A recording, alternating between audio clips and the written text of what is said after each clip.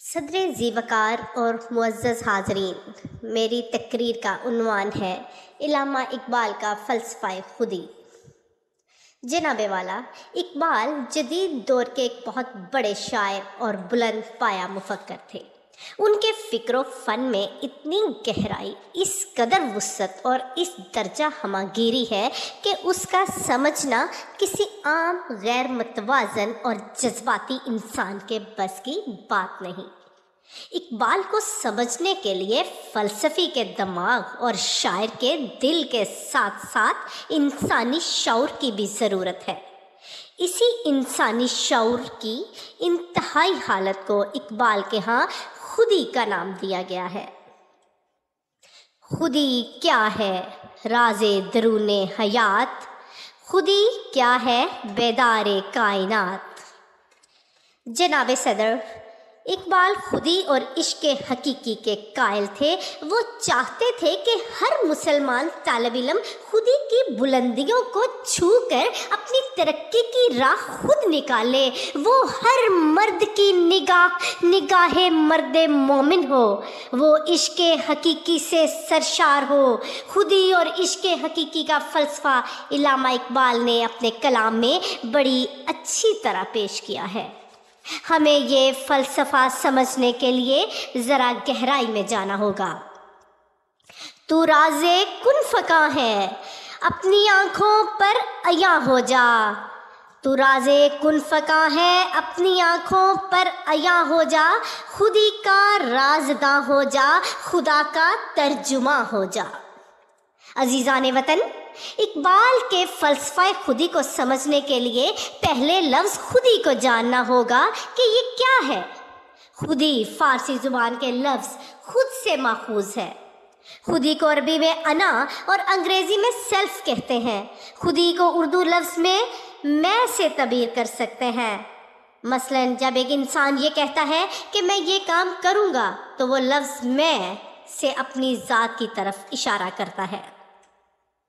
میں اس لفظ کی تشریح تو نہیں کر سکتی کہ یہ لفظ میں دراصل کیا ہے، بس اتنا جانتے ہیں کہ وہ موجود ہے۔ اقبال کا پیغام یہی ہے کہ اس نقطۂ نوری کو پہچانو۔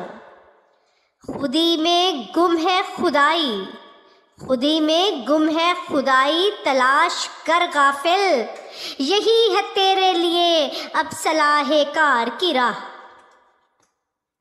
سامعین کرام، اقبال کی جملہ نگارشات کا مرکزی خیال خودی ہی ہے۔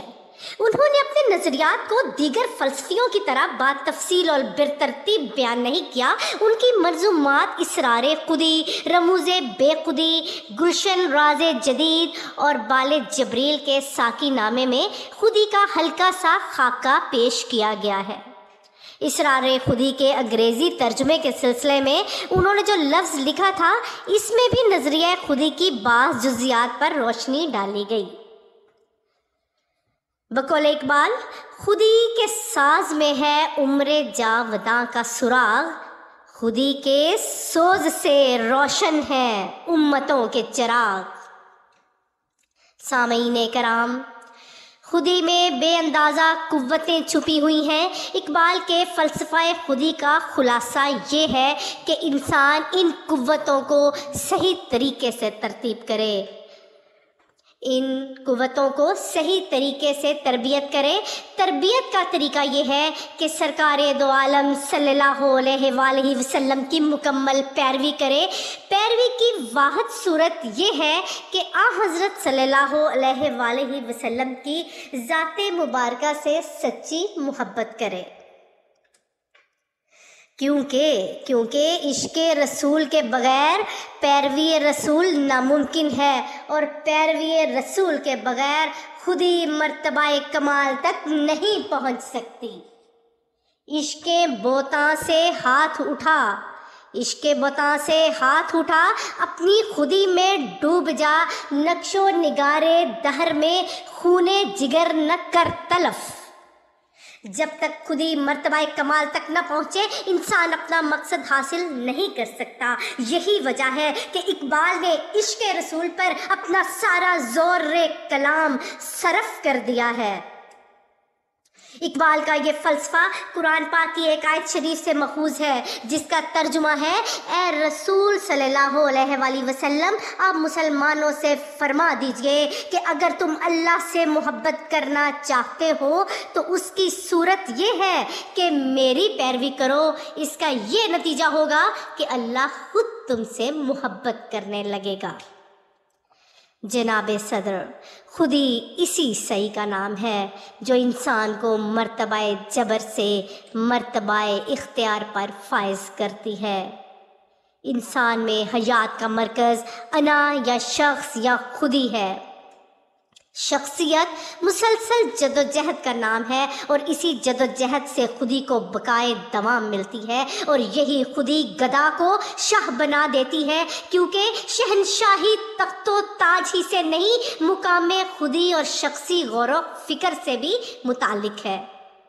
یہ پیام دے گئی مجھے بارے صبح گاہی کہ خودی کے عارفوں کا ہے مقام بادشاہی، اور خودی کے انتہائی مقام تک چلے جانے پر یہ عالم ہوگا کہ سمجھے گا زمانہ تیری آنکھوں کے اشارے، سمجھے گا زمانہ تیری آنکھوں کے اشارے، دیکھیں گے تجھے دور سے گردوں کے ستارے۔ صدر گرامی، انسان کو منزل حاصل کرنے کی لگن، عشق کی تپش اور دل کا نور حاصل ہو تو وہ فرد کامل کے بہت قریب واقع ہوتا ہے، اور عشق کی سب سے بڑی منزل ذاتی کوشش ہی ہے۔ ذاتی کوشش کے بغیر جو کچھ ملے وہ ایک سوال ہے، اور سوال سے خودی میں ذوق پیدا ہوتا ہے، یعنی تعطل آ جاتا ہے۔ خودی کی انتہائی منزل کو نیابت الہی بھی کہتے ہیں۔ یہ دنیا میں انسانی ارتقاء کی آخری منزل ہے۔ جو شخص اس منزل پر پہنچ جاتا ہے وہ اس دنیا میں اللہ کا خلیفہ ہوتا ہے، اور زمین پر خدا کی بادشاہت وہی کرتا ہے۔ خودی میں ڈوبنے والوں کے عزم و ہمت نے، خودی میں ڈوبنے والوں کے عزم و ہمت نے اس آب خو سے کیے بحر بے گراں پیدا۔ صدر ذیشان اقبال کے ہاں زندگی کا واحد مقصد خودی کا استحکام اور ارتقاء ہے۔ ہر وہ عمل جو خودی کو ابارے یا مستحکم کرے احسن اور کار ثواب ہے، اور وہ عمل جو خودی کو مزمل کرے، کمزور کرے یا مٹائے گناہ ہے۔ ناپید تیرے بحر تخیل کے کنارے، ناپید تیرے بحر تخیل کے کنارے، پہنچیں گے فلک تک تیری آنکھوں کے شرارے۔ آخر میں اقبال کے اس خوبصورت شعر کے ساتھ اپنی تقریر کا اختتام کر دوں گی کہ خودی کو کر بلند اتنا کہ ہر تقدیر سے پہلے خدا بندے سے خود پوچھے، بتا تیری رضا کیا ہے۔